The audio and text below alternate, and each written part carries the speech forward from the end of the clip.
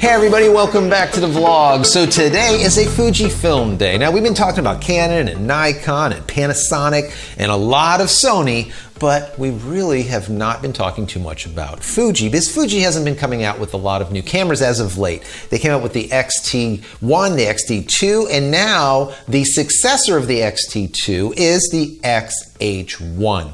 And it's really exciting, guys. Now, I think that the Fujifilm whole lineup is extremely undercovered. I don't think people really talk about it very much, and they don't understand how good it really is. The first time I saw the X-T1, when it first was introduced in New York City, I took a look at this camera. I was there as press. They showed me the actual camera in use, where they took a picture of a model with a beautiful, really bright, vibrant colored gown on.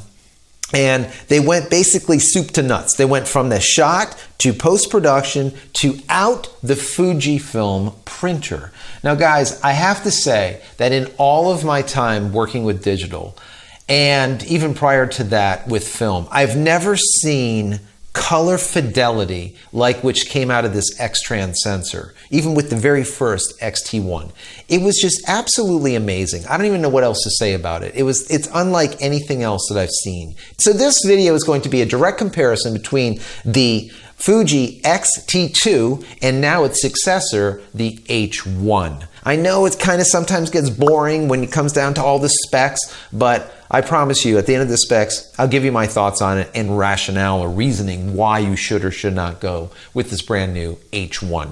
So before I go into the specs, I want to ask that if you haven't went over to my website, jchristina.com, you do so. Please take a look. I've invented photography tools over the years. Some of those photography tools might be great for you. And if there is something that you like, please pick it up and support me. I would really appreciate it. So let's get right into the specs. Now, to start out with, they both have 24 megapixel X-Trans sensor in them. Now, the body size itself is definitely changed. Now, instead of going with like an X-T1 or an X-T2 similar type body, they went polar opposite. They went to a body that looks more like a baby brother of their GFX line, right? Which is a medium format camera, like the GFX 50S. It's a mini version of that. Now, the weight itself has changed. It's got a little bit more girth to it, a little bit more size. It went to 673 grams from 507 grams, which to me is okay. Now, the one thing with the XT line, the XT1, the XT2, the coating scratched pretty easily, and it got to be annoying as far as what I'm understanding from a lot of the people that use it.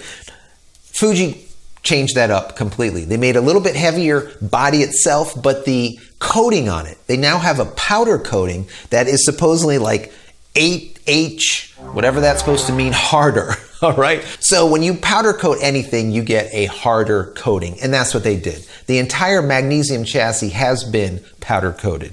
Also, the compensation dial that you have on the top has been removed and replaced with a little screen. It's about 1.25 inches LCD screen that you could put whatever you want on it. I personally think that that's awesome.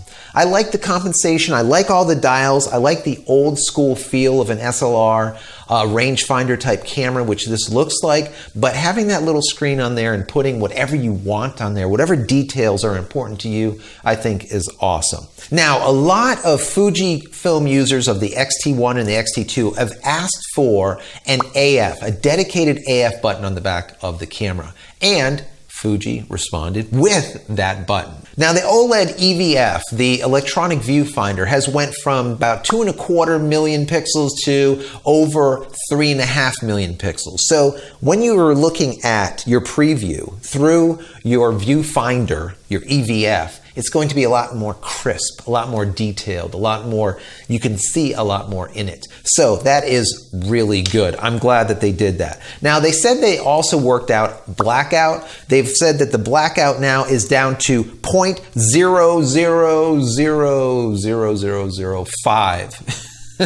milliseconds. So the bottom line is there's no more blackout when you're taking pictures. We all can appreciate that.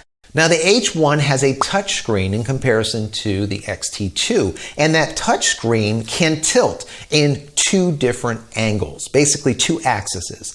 The problem with it is, guys, it's still not vlogger friendly. You can't tilt it and flip it and then flip it again so that you can see what you're getting. Like, for example, I'm shooting on the 80D right now and I can see myself, so I know that things are set up right. You're not going to be able to do that with this camera still. I think that is a miss on Fuji's part. Personal opinion, so far I think everything is great, but that's a little bit of a negative. Next, both the X-T2 as well as the X-H1 have a hybrid autofocus system. Now, what has changed is this hybrid system, which is a phase detection and contrast detection system, it has gone from a 0.5 EV down to a -1 EV. That is a big improvement as far as tracking and focusing in low light. That is awesome. Focus and getting things just rock solid in camera, not having to be behind the camera to dial it in or having to set it to manual and allow it to track is really, really important. And that's where Canon has really got it in spades with their DP-AF, their dual pixel autofocus, which is really, really great as far as following faces. So hopefully this X-H1 will be able to do similar to the Canon system. Now, the battery life has also been improved to 340 shots from only 310. A little bit of an improvement, but with the exact same battery. That means that they're doing something internally to not use the battery as much. That's really cool. Now, the next thing is continuous shooting. A lot of people have been talking about that with, for example, the Sony system, the A9. They can shoot all the way up to 20 frames per second. Now, the system that's in this H1 is almost identical to the one that's in the X-T2.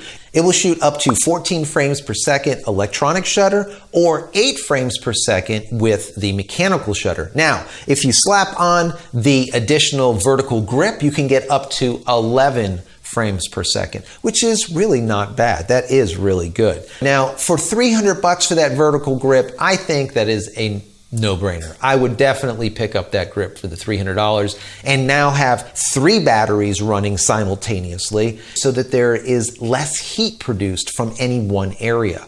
That is really cool. So battery grip for me is no-brainer. $300, I would buy that immediately. Now, as far as video, let's see, 4K. Now, the X-T2 originally shot 4K. That was not a problem, which was at 3,840, standard 4K. Now, the new one can do the Ultra or the DCI 4K, which is the 4,096 by the 2160, which is really great. Also, we all like to do slow motion.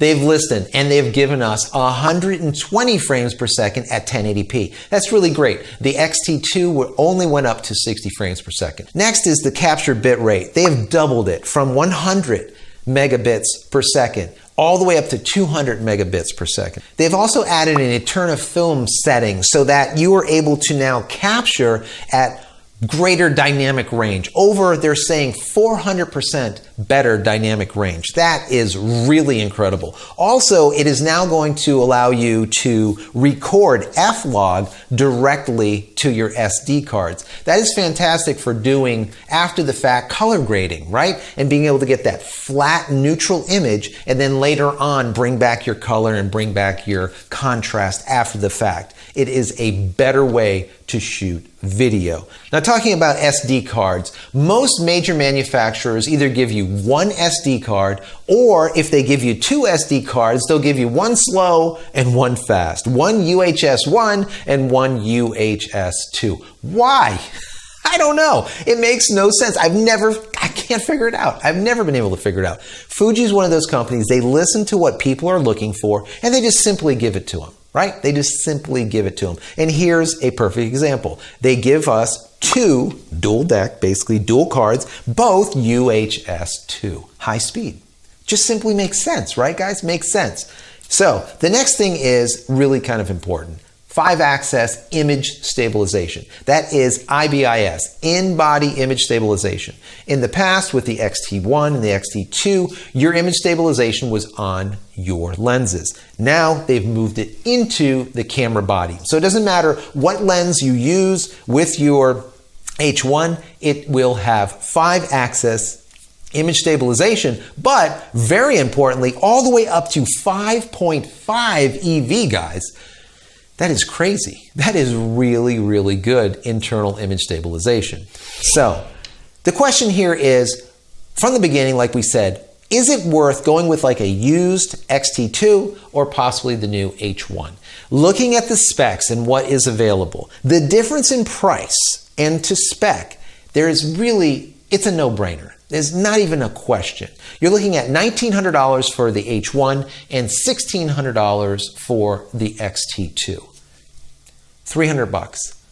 If I were you and I had an X-T1 or an X-T2, I would put that on the open market, sell it, save that couple of extra bucks, and buy this H1. Far, far superior. Just a massive leap. Unlike Canon, for example, that do these little iterative changes little by little and little by little, they made a massive leap from the X-T2 to this H1 in the body, in the size of it, the strength of it, that magnesium powder coating, which is awesome.